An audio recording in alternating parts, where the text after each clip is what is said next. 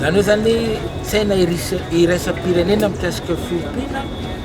fomba itenenantsika anomezantsika ny lanjany tontolon'ny fiompiana eto Madagasikara ary anambarana koa ny vokatra ny fiompiana tsy vitany hoe hita eto an-toerana ihany fa afaka koa aondrana ny any ivelany mampiasa ny teknôlôjia rehetrarehetra zany itsika ny teknôlôjia satria nahazatra dia bioko ny malagasy nefa zany fiompiana zany tsy maintsy ny hoatsarana zany ny fanatsarana dia ireo traikefa zay araotintsika avy any ivelany ho ampiarintsika eto Madagasikara amin'ny karazam-biby amin'ny fitaovana isan-karazany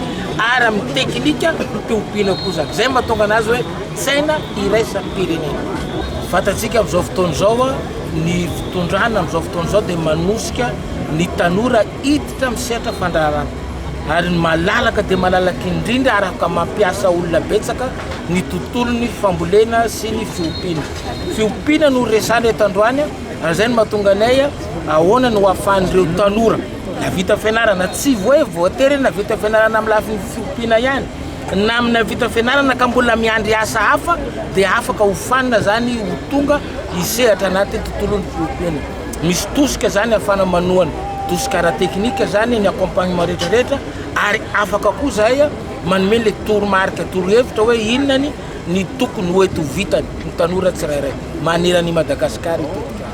ity bitro ty ny antsoina hoe géant de Flandre zay ny anarany rasy zany zay avany Belgique no ny aviany mampiavaka azy manokana dia ny aveany satria ny bitro géant de Flandre dia mahatratra ny 9 kilao farafahakeliny ary mihoatra tsy ferana hatrany misy mahatonga hatramin'ny 20 kilao rehefa tena tesy anaty sakafo zany tena novarazany ohatrery zany antsoina anatin'ny hoe animaux de compagnie miala kely amin'ny saka sy ny alika sika dia mba atao bitro be zay natao namana akoatr'izay ny tanjonay dia resaka fampivoarana ny resaka henam-bitro satria tsy mbola anaty kolontsaina malagasy loatra ny mihinana henam-bitro nefa ny tena tsara voarina amin'ny akoho sy ny ohatr'izay dia mamokatra henam-bitro zay amin'ny alalan'ny mampiavaka amin'ny bitro amin'ny biby hafa dia izy tsy misy cycle zany hoe bitro afaka miteraka azy arak'izay azony atao bitro zao raha teraka izy androany dia raha bitro izy dia mety be voky zany hoe bitro zany possible un mois izy mitona voky possible supporté par natao 12 mois zany enina miteraka izy ny sanany varie enina hatramin'ny 12 isan'izay miteraka herbivore ny bitro vilona ny foto-sakafony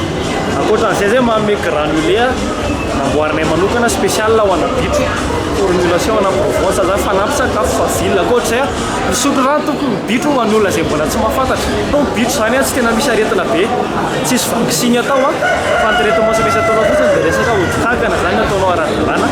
rehefa madio sakafo tsara ny bitro dia tsy marary tsy maninona zany